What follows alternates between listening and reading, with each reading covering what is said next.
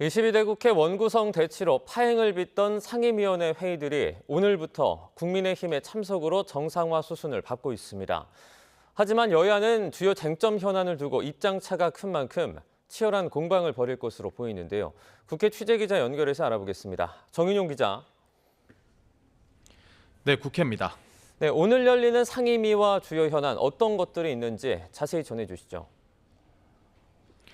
네, 오늘부터 여야 모두가 참석하는 상임위원회가 본격적으로 가동됩니다. 우선 국회 법사위가 공영방송 이사진을 외부에 개방하는 내용의 방송 3법 등 과방위 소관 법안을 심사하기 위해 전체 회의를 열었습니다. 의사 일정이 사전에 조율되지 않은 것을 두고 초반부터 여야 신경전이 벌어졌는데 방송 3법 자체도 국민의힘이 반대해온 법안인 만큼 여야 공방이 이어질 거로 예상됩니다. 국토교통위원회에서는 전세 사기 피해자 지원 대책과 관련해 현안 청문회가 열리는데요. 야당은 증인으로 출석하는 박상우 국토부 장관 등을 상대로 전세 사기 피해 대책 부분을 집중 질의할 걸로 보입니다. 과방위는 이종호 과기부 장관과 김홍일 방통위원장을 대상으로 각각 라인 야후 사태와 방통위 파행 운영 등 현안 질의가 오후에 예정돼 있습니다. 국민의힘이 오는 27일 본회의에서 여당목 7곳 상임위원장과 국회 부의장을 선출하면 국회 원구성은 최종적으로 마무리되는데요. 이후부터 교섭단체 대표연설과 대정부 질문도 이어질 걸로 보입니다. 특히 야당은 최상병 특검법을 6월 임시국회가 끝나기 전에 본회의에 올리겠다는 입장이어서 또 한 번 여야의 충돌이 우려됩니다. 구체적으로 다음 달 첫째 주 본회의가 열릴 것으로 보이는데 국민의힘은 민주당이 전반적인 국회 일정을 일방적으로 운영하고 있다고 반발하고 있습니다. 차례로 들어보겠습니다.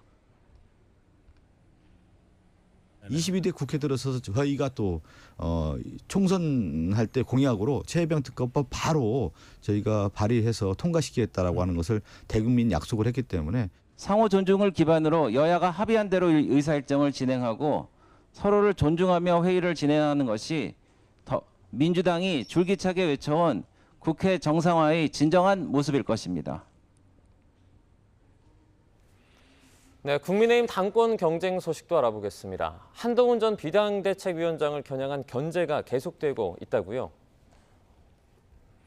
네, 최근 한동훈 전 위원장이 윤석열 대통령에게 당 대표직 출마를 알릴 때 10초간 통화했다는 전언을 두고 거듭 불화설이 흘러나왔는데요.